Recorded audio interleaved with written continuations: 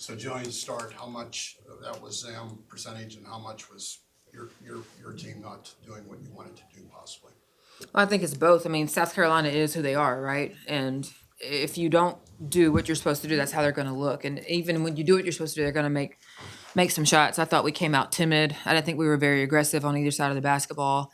And you've got to be all those things all the time, but especially when you're playing a team that's as good as South Carolina at all five positions. You know, they were able to move the ball wherever they wanted to, get into a flow, get into a rhythm, and we didn't offer a ton of resistance, and the score it dictated that and indicated that. I thought we settled in, particularly in the third and fourth quarter, and competed. Found a rhythm offensively, defensively did some things better, but you can't dig yourself that type of hole with anybody, but especially with South Carolina. They're just so talented at every position. How tough do you feel like it was to game plan without Janiyah? Well, I mean, obviously she's our leading scorer. She's someone who we're used to having on the floor. Take away what she does for you offensively, her rebounds, being another presence defensively, the energy that she can bring. Not only that, Malia Johnson's not there either. So you're down two forwards, which makes your rotation really challenging, especially when you're playing against a team with that type of size. Do you think a game like this can be a learning experience for your team? Oh, absolutely. I think there's a lot we can learn from watching the film on this. Yeah. I'll average 5 threes a game, and then y'all attempted 22 today. Was that just a matter of trying to get it outside of the paint? No, I thought we settled. We're not a team that should be taking 22 threes. And when we've done that, it hasn't turned out well for us. I think we took about the same amount at LSU. And I thought we settled. I didn't think we worked really hard to try to post up or get the ball inside to them when they did. And in my opinion, the three was just the easy way out. What was kind of your message to the team afterwards? Great job in the third and fourth quarter for coming out and fighting when they didn't have to. I thought Vanessa did a good job in the minutes that she got. She got indoctrinated there a little bit today. So much like what you said, it's a growth opportunity. It's a chance for us to learn and get better. We're going to dissect it, watch it, and then we got to turn around and get ready for a team on Thursday in Missouri that's really good and it's going to present a different set of challenges. How much does India help in games like this, especially with her experience? She's someone who I'll say over and over again, just her ability to score, she draws attention, right? So you can put her in a ton of different action on the ball, off the ball, and she can create for herself and others. And she also takes care of the basketball. And so it brings us great value. And then just her experience in the minutes she's played, she just has a really good feel. I just have one non-game question. There's a study from UCLA linking a rise in women's basketball injuries to the pandemic.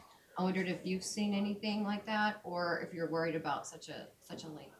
You know what? I haven't seen that. I would love to read it, actually. I have not even made that connection. I'm worried about injuries all the time, whether it's related to the pandemic or not, especially given what we went through last year. But I haven't seen that article. Yeah.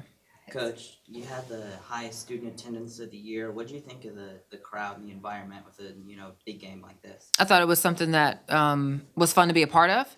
It's what we experience a lot on the road, and so it was really nice to have it here. Really grateful for our 12th man and for our fans who were here every Thursday and Sunday, and for our new fans that came today. I hope it wasn't a one-time thing.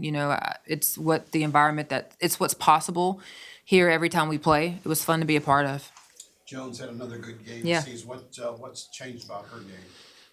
I can't say anything has changed, Cease. I think the ball's finally just going in the hole. Like, if you go back and watch all her clips, the shots she's taken, the drives that she's making, or shots and drives that she's attempted all year long, and the ball just didn't go in the hole.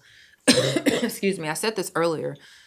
She's a sophomore in a senior body, and she comes out every single day and trusts the process. She's getting up extra shots. Go rebound it, Sahara. Guard the best defender, Sahara. Stay with it, stay with it. She does all the things we ask her to do.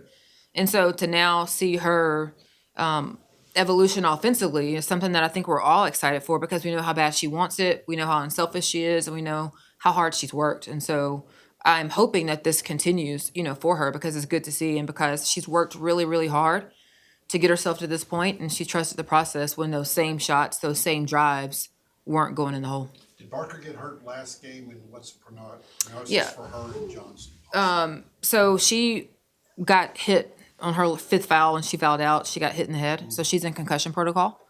And so is Malia Johnson, and that's just day to day. Johnson's from that, was it LSU? Hers was LSU. So I thought, okay. Yeah.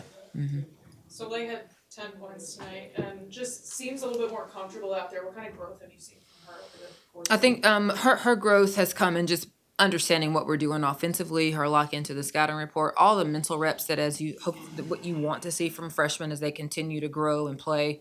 You know, she's someone who can get her shot off, and so a game like this was good for her because, you know, she can get by people, she can get to the rim, she's got mid-range game, she can shoot the three. You talked about not wanting to let them get out in the transition, only 8 Yeah. fast break points. It seemed like in that first half even, they probably had a tougher time doing that. Was that a sign of encouragement early on? No, for sure. They had 2 fast break points at halftime, I believe. And that's the thing. I mean, you want to see a show, let them get out and run. And so I thought we did a good job of forcing them into a half-court game. To start, we just didn't do much once we got them in the half-court.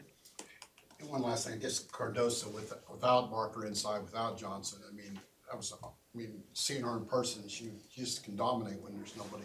I mean, she's better than almost, talk about her game, the way she played. Yeah, and I tell you what, like, she's worked on her game. Like, to see her development from the time she came here and then getting to South Carolina to now, it's impressive to watch how she's worked. You watched her on the Brazilian national team this summer. She helped her team win a gold medal.